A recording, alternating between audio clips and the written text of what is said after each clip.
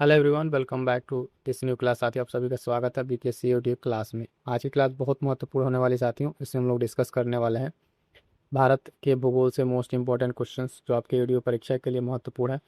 Playlist बनी होगी, जाके देख लीजिएगा। मॉडर्न हिस्ट्री की क्लास हो गई, साइंस की क्लास हो गई है। अंतिम इधर जितने दिन बचे हुए हैं सारे के सारे मोस्ट इंपॉर्टेंट क्वेश्चन जो परीक्षा के दृष्टि से महत्वपूर्ण है आपको यहाँ पर कराए जाएंगे। तो जो साथी नए हैं, फटाफट से चैनल से जुड़ जाइएगा और अपने साथी तक शेयर जरूर कर लीजिएगा। अगला कौन से सब्जेक्ट के लिए क्वेश्चन बनाए आप कमेंट करके जरूर बताइएगा।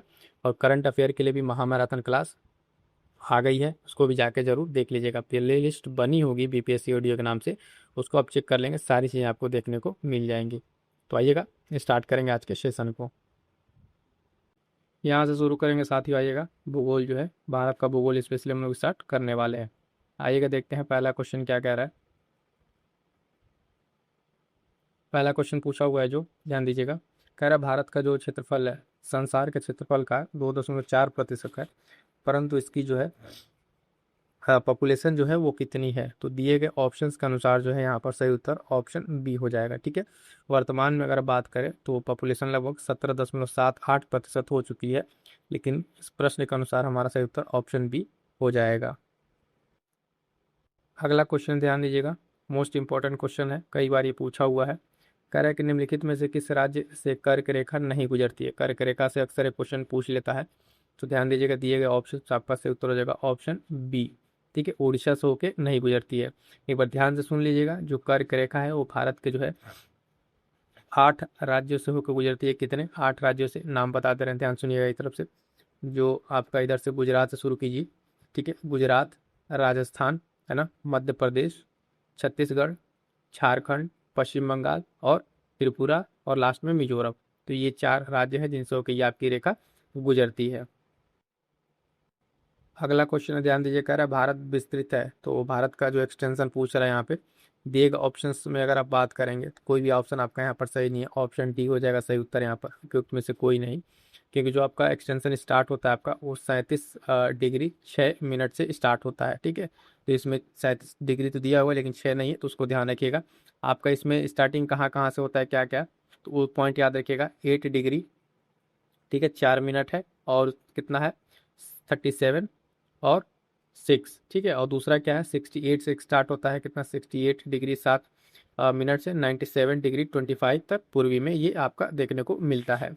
आइएगा आगे बढ़ेंगे, अगला क्वेश्चन देखेंगे। क्वेश्चन कह रहा साथियों कि निम्नलिखित नगरों में कौन सा नगर कर्क रेखा के उत्तर में अवस्थित है। ठीक है, तो अगर बात करें जो कर्क रेखा आपकी जा रही है इसके उत्तर में कौन अवस्थित है, तो दिए गए ऑप्शन में आपका सही उत्तर क्या हो जाएगा ऑप्शन बी, आइजोल जो है इसमें आपका हो जाएगा। सारे के सारे मोस्ट इंपॉर्टेंट क्वेश्चन है आपके परीक्षा में, सीधे सीधे यहीं से प्रश्न देखने को मिलेंगे। तो जो प्रश्न ना आए पेज लेके बैठिएगा, उसको नोट डाउन करते चलिएगा की पॉइंट्स के तौर पर। आगे बढ़ते हैं साथियों, देखते हैं अगला प्रश्न क्या है। तो अगला प्रश्न आप देखिए पूछा हुआ है।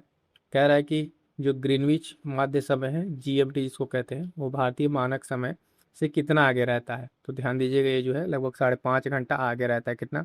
5.5 घंटा ये आगे रहता है। और भारत में कितना इसका मानक है, तो ध्यान दीजिएगा 82.5। ठीक है, 82.5 इसको कहते हैं, वो देशांतर इसका मानक यहाँ पर रेखा माना जाता है भारत में। ठीक है, और जो इसकी प्रधान मध्याह्न रेखा है जो 0 डिग्री से पास करती है, ग्रीनविच रेखा के रूप में जो जानी जाती है, वो कहाँ से पास होती है, लंदन के पास ग्रीनविच शो के पास होती है। आगे बढ़ेंगे, अगला क्वेश्चन देखिए क्या कह रहा है। किस रेखांश पर भारतीय मानक समय अपनाया जाता है। तो अभी हमने आपको बताया किस पे माना जाता है, तो 82 डिग्री। ठीक है, किस पे 82.5 जो ईस्ट है, या कई जगह आप देखेंगे 82 हाफ लिखा रहता है, तो इसको भी आपको ध्यान में रखना है। ठीक है, चलिएगा इसी तरीके से मिलता जुलता अगला एक और प्रश्न है। कह रहा भारतीय मानक समय जो आईएसटी ग्रीनविच माध्य समय में कितना अंतर पाया जाता है। तो दिए गए ऑप्शन के अनुसार अगर आप देखेंगे तो लगभग जो है आपको +5 घंटे का यहाँ पर देखने को मिलेगा। ठीक है, चलिएगा आगे बढ़ते हैं साथियों। अगला प्रश्न क्या कह रहा है, बीपीएससी में पूछा हुआ, देखें किस पठार पर जो है कर्क रेखा तथा भारतीय मानक रेखा एक दूसरे को काटती है। ठीक है, कर्क रेखा और भारतीय मानक रेखा एक दूसरे को काटती हैं, तो वो पॉइंट आपका कौन सा हो जाएगा, ऑप्शन सी क्या हो जाएगा, बघेलखंड इसका सही उत्तर हो जाएगा। ठीक है, चलिए आगे बढ़ेंगे, अगला प्रश्न देखिए क्या कह रहा है। भारत और चीन के बीच की जो सीमा रेखा है उसको क्या कहा जाता है। तो भारत और चीन के बीच की जो सीमा रेखा है उसको कहा जाता है क्या, ऑप्शन ए मैकमोहन रेखा, कहा जाता है। ठीक है, ये इसका निर्धारण जो है ध्यान रखेंगे 1914 में, ठीक है, 1914 में सर हेनरी मैकमोहन के द्वारा किया गया था। आगे बढ़ेंगे साथियों, फटाफट से देखेंगे अगला क्वेश्चन क्या कह रहा है। म्यांमार के साथ भारत के किन राज्यों की सीमाएं मिलती हैं? म्यांमार के साथ, तो म्यांमार आपको किधर पड़ेगा, तो ये साइड जो नॉर्थ ईस्ट में आप देखेंगे म्यांमार, इधर बांग्लादेश और यहाँ पे साइड आपका म्यांमार। तो कहाँ पे म्यांमार के कौन से राज्यों से जो साइड के आपके हैं उसी से तो बाउंड्री टच करेगी। इसमें देखेंगे आपका दिया त्रिपुरा, त्रिपुरा आपका 3 तरीके से क्या है, बांग्लादेश से घिरा हुआ है। ठीक है, यहाँ पे तो ये आपका कैंसिल हो गया। ठीक है, उसके साथ साथ आपका असम यहाँ दिया हुआ, तो असम को भी हटा दीजिए। उस साइड के आपके राज्य कौन कौन से आपके इसमें बचे, अरुणाचल प्रदेश, नागालैंड, मणिपुर और मिजोरम। जो यहाँ ऊपर से स्टार्ट करेंगे अरुणाचल, नागालैंड, मणिपुर, मिजोरम, तो ये साइड आपके क्या है देखेंगे ध्यान से, तो किससे टच हो रहे हैं आपके, म्यांमार से होंगे। तो सही उत्तर क्या हो जाएगा आपका, ऑप्शन बी जो है यहाँ पर सही उत्तर हो जाएगा, अरुणाचल, नागालैंड, मणिपुर और मिजोरम। आगे बढ़ेंगे साथियों, अगला प्रश्न क्या कह रहा है, ये भी इंपॉर्टेंट है, ध्यान दीजिएगा। निम्नलिखित में से जो देश है किसकी भारत के साथ सबसे अधिक लंबी सीमा है? ठीक है, तो दिए गए ऑप्शंस में देख के आपको बताना है, कई बार ये होता है। तो सबसे यहाँ पे ऑप्शन के हिसाब से सी हो जाएगा, बांग्लादेश, जो सबसे लंबी सीमा रेखा है। क्योंकि जब आप देखते हैं भारत को इस साइड से, ठीक है, यहाँ पे इस वाले रीजन में जो बाउंड्री है, ठीक है, सीमा रेखा है, वो कुछ बहुत ज़्यादा ऐसे जिग जैग है। तो यहाँ पे इसकी अगर लंबाई देखेंगे तो सबसे ज़्यादा हो जाता है किसकी, बांग्लादेश की सबसे ज़्यादा। ऑप्शन सी से उत्तर यहाँ पर हो जाएगा। आइएगा अगला प्रश्न देखेंगे। अगला प्रश्न क्या कह रहा है, भारत के कितने राज्यों की सामान्य सीमा common border Pakistan and Bangladesh के साथ है? तो ऐसा तो पाकिस्तान तो अगर आप देखें इस साइड में आपका पड़ेगा, और बांग्लादेश आपके यहाँ तो कोई राज्य ऐसा इस तरीके से नहीं है जिसका कॉमन बाउंड्री हो। तो इसमें से उपयुक्त में से एक से अधिक, ये आपका ई सही उत्तर रहता है, उपयुक्त में से कोई नहीं। ठीक है, अगला प्रश्न देखिए, बहुत बेहतरीन प्रश्न है ना। क्या कह रहा है इसको ध्यान से देखिए, कह रहा है कि निम्न कथनों पर विचार कीजिए और सही की पहचान कीजिए। ग्रेटर हिमालय अपनी निरंतरता के लिए जाना जाता है। निम्न हिमालय अपनी व्यापकता और अनुप्रस्थ वादियों के लिए जाना जाता है। शिवालिक बाह्य हिमालय है जो उत्पत्ति में सबसे नवीनतम है। पूछ रहा है कि इसमें से जो है आपका कौन सा स्टेटमेंट सही है। ठीक है, तो पूछ रहा है कौन सा स्टेटमेंट सही है, तो पहला आपका एकदम सही है और तीसरा सही है। ठीक है, दूसरा आपका सही नहीं है। इस हिसाब से आपका 1 और 3 ऑप्शन सी सही उत्तर हो जाएगा। क्या हो जाएगा, सी सही उत्तर हो जाएगा। शिवालिक की अगर बात करेंगे तो शिवालिक जो है आपका उत्पत्ति में सबसे नवीनतम है, ये बात बिल्कुल सही है। और ग्रेटर हिमालय पश्चिम से पूर्व तक अपनी निरंतरता के लिए जाना जाता है। आगे बढ़ेंगे, अगला प्रश्न देखिएगा, ये भी बहुत बढ़िया प्रश्न है, ध्यान से देखिएगा। इसमें क्या कह रहा है, कई बार जब इस तरीके से प्रश्न पूछा है तो स्टेटमेंट वाला, तो उसमें कई सारे पॉइंट्स आपको एक साथ पूछ लिए जाते हैं, तो उसको ध्यान रखना रहता है। भारत में भू आकारों की रचना के संबंध में निम्नलिखित कथनों पर मनन कीजिए। कह रहा है संरचनात्मक दृष्टि से मेघालय पठार दक्कन पठार का ही विस्तारित भाग है। कश्मीर घाटी की रचना जो एक समभिन्नति में हुई है। गंगा मैदान की रचना एक अग्रगर्त में हुई है। हिमालय की उत्पत्ति भारतीय प्लेट, यूरोपीय प्लेट तथा चीनी प्लेट का त्रिकोणीय अभिसरण के फलस्वरूप हुई है। अब इसमें से बताना है कौन सा कथन आपका सही है। तो देखिएगा, सही की अगर हम बात करेंगे इसमें कौन कौन सही है, तो पहला आपका बिल्कुल सही है, दूसरा भी सही है और तीसरा भी सही है, चौथा गलत है। ये जो भारतीय प्लेट है और इसमें यूरोपीय प्लेट है, इसमें सिर्फ 2 ही प्लेट है इस हिमालय की उत्पत्ति में। चीनी प्लेट का आपका कहीं कोई इस तरीके का जिक्र इसमें प्लेट टेक्टोनिक में नहीं देखने को मिलता है। तो चौथा कथन आपका गलत हो जाएगा। 1 2 3 ऑप्शन देख लेते हैं हमारे पास कौन सा है 1 2 3 का। तो इसमें जो है आपका ऑप्शन जो कौन सा है, ये ही आपका सही है, 1 2 3 आपका सही हो जाएगा। ठीक है, चलिए आगे बढ़ते हैं, अगला प्रश्न ध्यान दीजिएगा।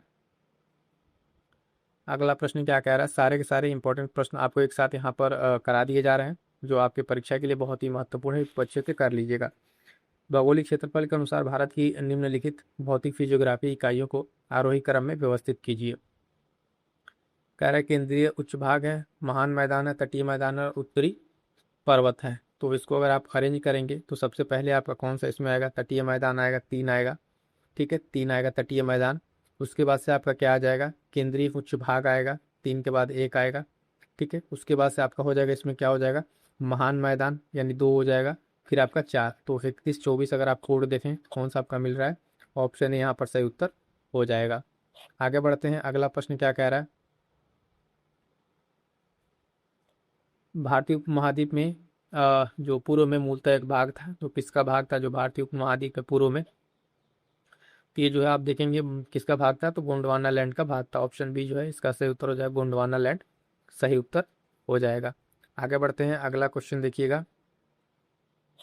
कह रहा दक्षिणी प्रायद्वीप उच्च भूमि का भाग है, ठीक है, किसका भाग है, तो यहाँ पे ध्यान दीजिए ये भी आपका ऑप्शन हो जाएगा, गोंडवाना लैंड का ये भाग है। इसमें अगर मुख्यतः आप देखें कौन कौन सी चीज़ें हैं इसमें, तो कौन कौन से स्टेट, तो आपका एमपी आ जाता है, आंध्र प्रदेश, तेलंगाना, है ना, और महाराष्ट्र के कुछ हिस्से आपके आ जाते हैं, जो आपका डेक्कन वाला प्लेटू यहाँ पे इस वाले रीजन में आपको देखने को मिलेगा।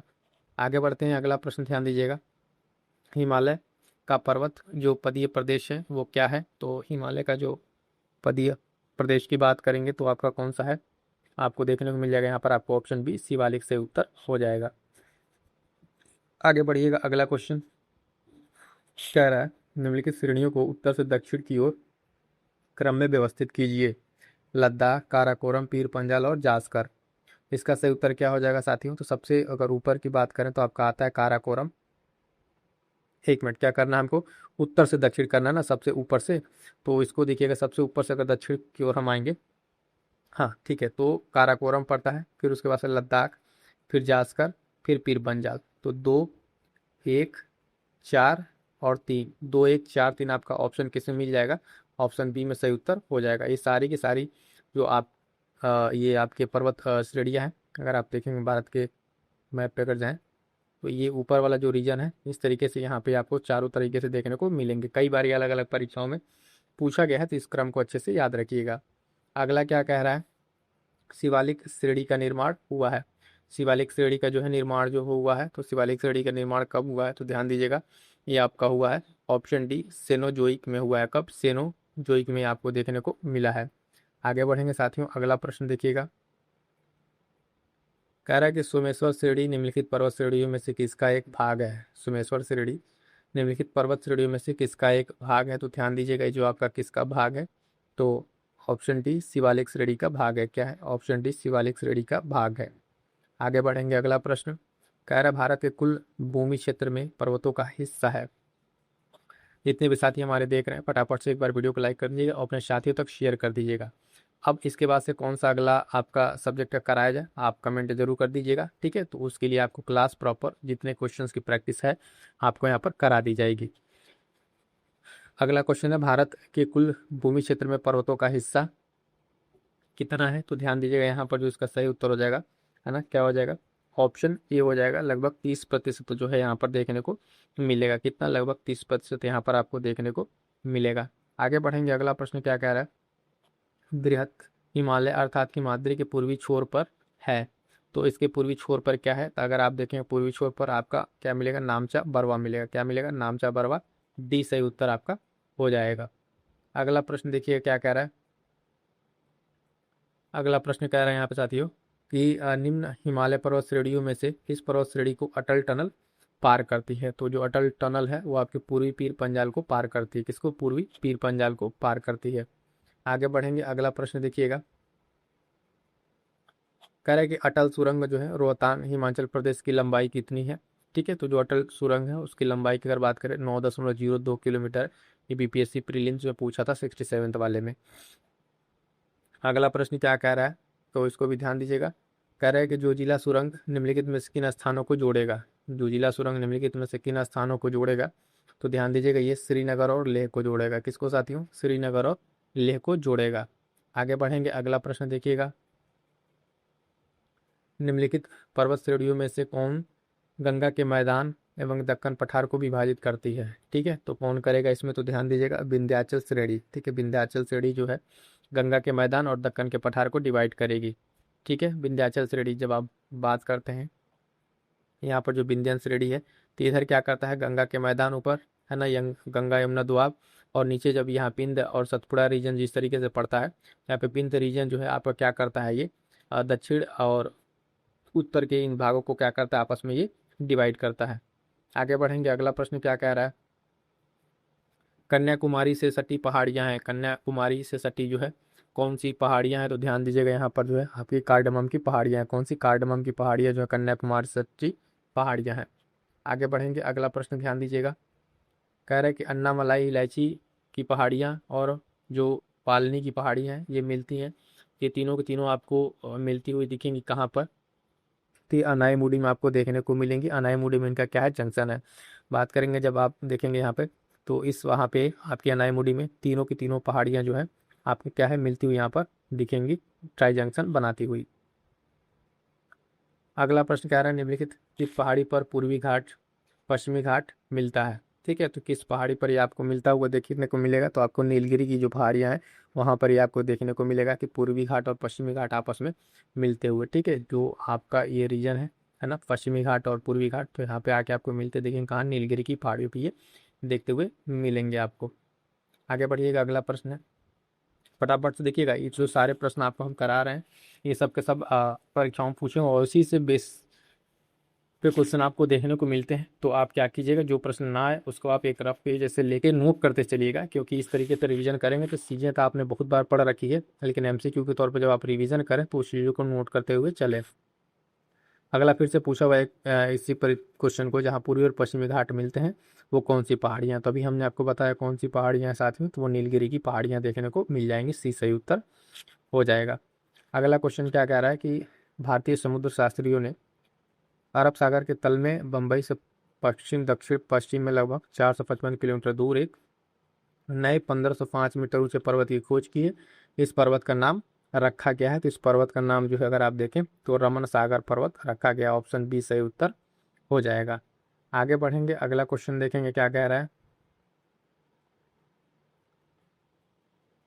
महाराष्ट्र एवं कर्नाटक में पश्चिमी घाट कहलाते हैं। ठीक है, तो इस वाले रीजन में आप देखेंगे महाराष्ट्र और कर्नाटक वाले रीजन में इसको क्या कहते हैं, तो सह्याद्री के नाम से जाना जाता है। किसके नाम से? सह्याद्री के नाम से जाना जाता है। ठीक है, आगे बढ़ेंगे, अगला क्वेश्चन क्या कह रहा है। भारत की सर्वोच्च जो पर्वत चोटी है वो कौन सी है? भारत की सर्वोच्च पर्वत चोटी कौन सी है? तो ध्यान दीजिएगा, केटू गार्डविन आस्तीन आपको यहाँ पर नाम देखने को मिल जाएगा। ठीक है, ये जो है कहाँ पर स्थित है? केटू गार्डविन आस्तीन काराकोरम जो श्रेणी है, काराकोरम श्रेणी अभी बताया वहाँ पे स्थित है और भारत के केंद्र शासित प्रदेश लद्दाख में स्थित है, जबकि ये पीओके वाले रीजन में आपको देखने को मिलेगा। आगे बढ़ेंगे, अगला प्रश्न क्या कह रहा है। भारत की सबसे ऊंची पर्वत श्रेणी को क्या कहते हैं? तो दिए गए ऑप्शन में आपका क्या है, केटू को यहाँ पर सही उत्तर माना गया है। आगे बढ़ेंगे, अगला प्रश्न कह रहा है कि हिमालय पर्वत की निम्नलिखित चोटियों में से कौन सी भारत में नहीं? ठीक है, भारत में कौन सा नहीं है, कौन सी पर्वत चोटी है यहाँ पर आपको देखने को मिल जाएंगी। तो धौलागिरी जो है आपको क्या है, भारत में नहीं है। धौलागिरी जो है ये आपके कहाँ पर स्थित है? तो आपके नेपाल में स्थित है। कहाँ पर? नेपाल में स्थित है।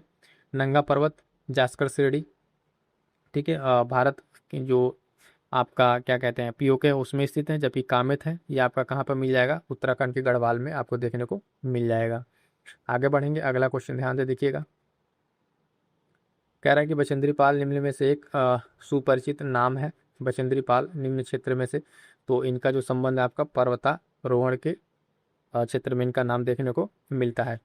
अगला क्वेश्चन कह रहा है कि एवरेस्ट शिखर पर चढ़ने वाली दूसरी भारतीय महिला थी। तो एवरेस्ट शिखर पर चढ़ने वाली दूसरी भारतीय महिला संतोष यादव। ऑप्शन बी से उत्तर हो जाएगा।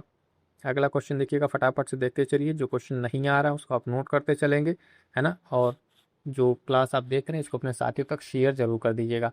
हिमालय में हिमरेखा निम्न के बीच में होती है। इसी तरीके से बाकी सारे सब्जेक्ट जो है आपको प्लेलिस्ट बनी होगी, वहाँ पर आपको देखने को मिल जाएगा, वहाँ से जाकर रिवीजन कर लीजिएगा, है ना। नहीं अगर देख पा रहे हैं तो स्पीड बढ़ा के 2 से 3 बार अगर आप सुन लेंगे तो क्वेश्चन आपको याद रहेगा, टिक मार के चले आएंगे।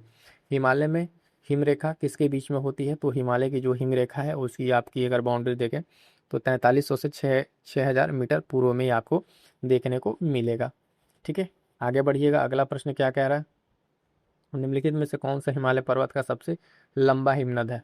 ठीक है, सबसे लंबा हिमनद की अगर बात करेंगे तो यहाँ पर दिए गए ऑप्शंस में जो पतूरा हिमनद है ये लगभग 57 किलोमीटर हिमालय का सबसे लंबा हिमनद है। कहाँ पर ये स्थित है? तो ये भी जो काराकोरम रेंज है यानी पीओके वाले रीजन में ये स्थित आपको मिल जाएगा।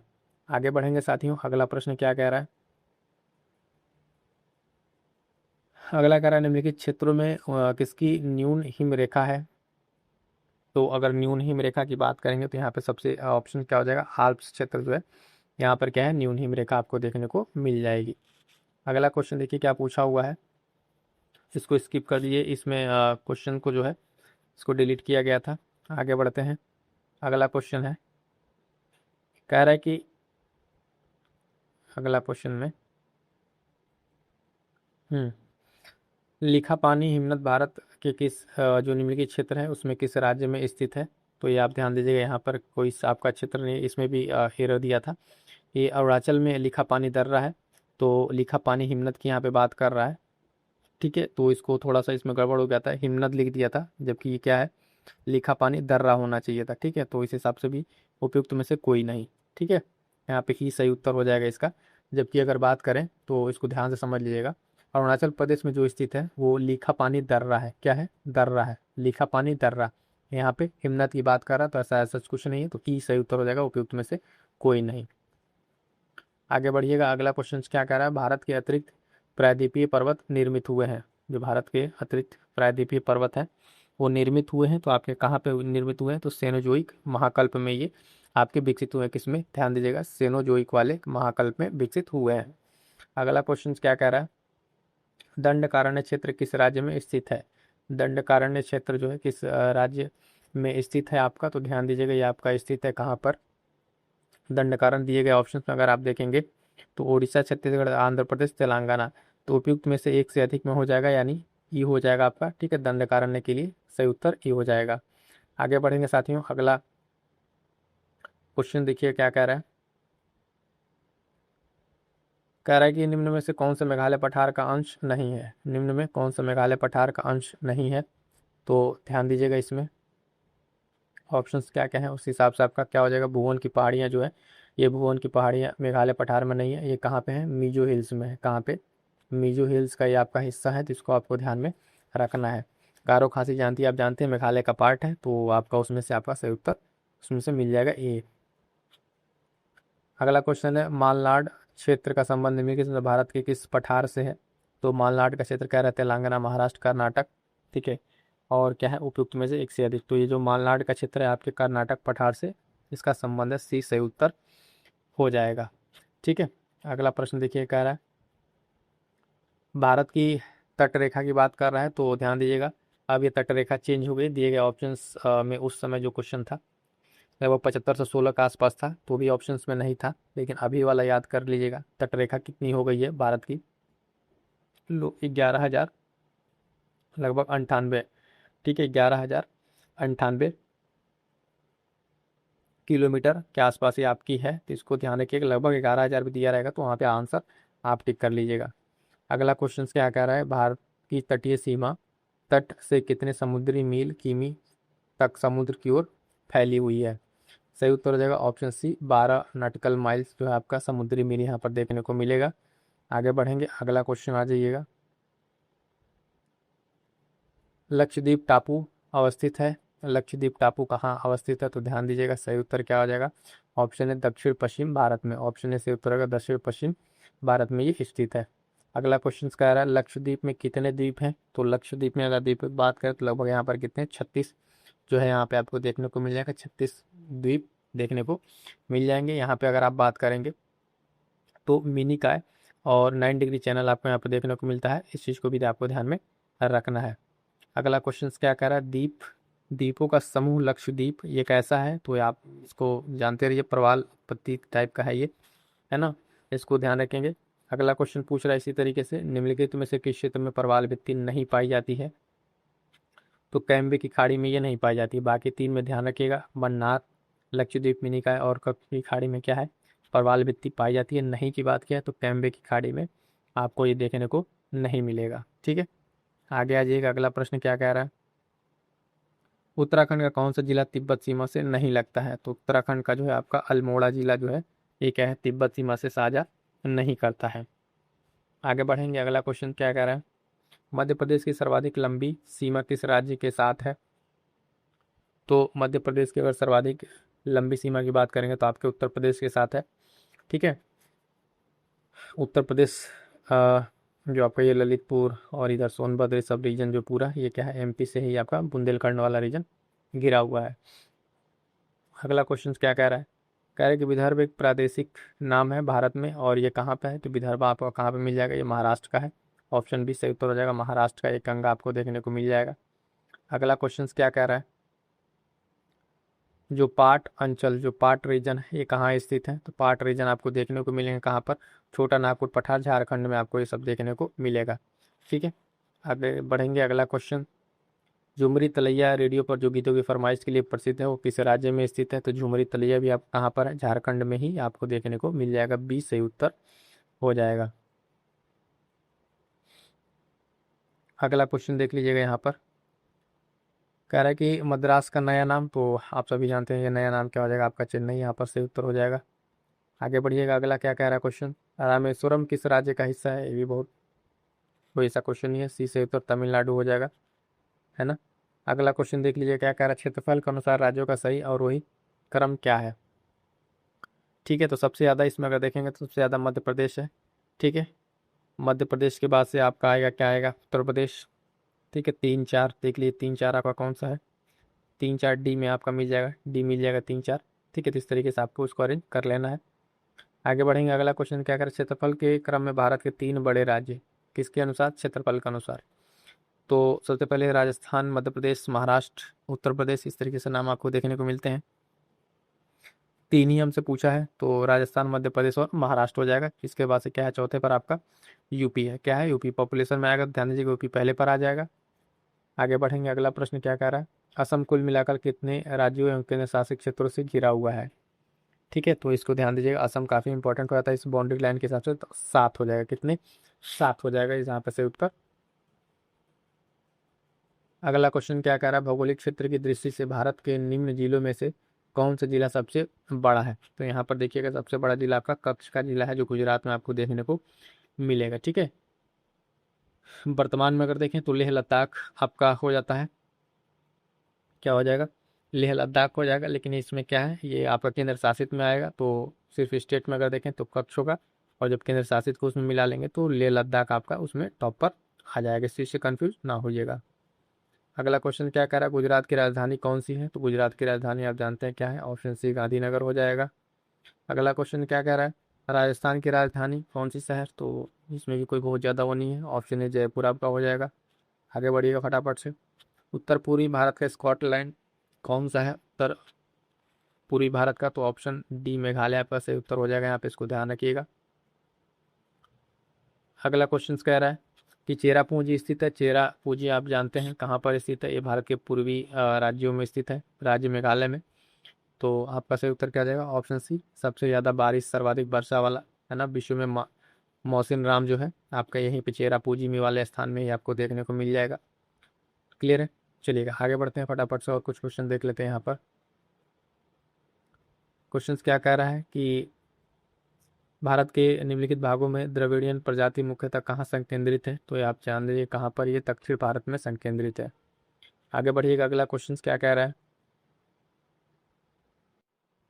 अगला क्वेश्चन क्या कह रहा है, निम्नलिखित में से किस राज्य में जनजातीय समुदाय की पहचान नहीं की गई है? तो यहाँ पर आपका ऑप्शन सी क्या हो जाएगा, हरियाणा से उत्तर हो जाएगा। अगला इंपॉर्टेंट क्वेश्चन क्या कह रहा है, गद्दी जो लोग हैं, निवासी हैं, जो गद्दी ट्राइब्स है, ये आपको कहाँ देखने को मिल जाएगी? तो गद्दी ट्राइब्स आपको जो है हिमाचल प्रदेश में देखने को मिल जाएगी। आगे बढ़ेंगे, अगला क्वेश्चन क्या कह रहा है, बोडो निवासी हैं, तो बोडो कहाँ के निवासी हैं? तो बोडो आपको मिल जाएगा गारो पहाड़ी के अंतर्गत जो है आपको देखने को मिल जाएंगे। गारो जनजाति आपके कहाँ से रिलेटेड है? तो मेघालय से रिलेटेड है। कहाँ से? मेघालय से रिलेटेड है, इसको आपको ध्यान में रखना है। आगे बढ़िएगा, अगला क्वेश्चन क्या कह रहा है कि भील जाति कहाँ पाई जाती है? भील जाति कहाँ पाई जाती है? तो आपको भील जाति मिल जाएगी कहाँ पे? महाराष्ट्र में आप देखने को मिल जाएगी। अगला क्वेश्चन से ध्यान दीजिएगा, कह रहा है कि निम्नलिखित में से जो जनजातियां और राज्य कौन सी जोड़ी सही नहीं है? तो यहाँ पर ध्यान दीजिएगा, आपका टोडा केरल जो है ये सही नहीं। टोडा आपको कहाँ मिल जाएगा? टोडा तमिलनाडु, टोडा TN तमिलनाडु, TT याद रखेंगे तो आपका क्वेश्चन गलत नहीं होगा। अगला क्वेश्चन क्या कह रहा है कि भरमौर जनजाति किस प्रांत में स्थित है? तो ये आपको मिल जाएगा कहाँ पे? हिमाचल प्रदेश में देखने को मिल जाएगी। अगला क्वेश्चन देख लीजिएगा, मणिपुरी जो कि उसकी मध्य घाटी में संकेंद्रित जो गैर अनुसूचित लोगों को कहा जाता है, तो वहाँ का आपको अभी चर्चा में भी हाल फिलहाल में थे कुकी मैतेई, तो वहाँ की ये मैतेई हो जाएगा जो मध्य घाटी में स्थित है। क्लियर है यहाँ तक? चलिए साथियों, आज की क्लास में इतना ही। सेशन कैसा लगा कमेंट करके जरूर बताइएगा और चैनल से जुड़ जाइएगा। मिलते हैं किसी और नेक्स्ट क्लास में, तब तक के लिए थैंक यू सो मच।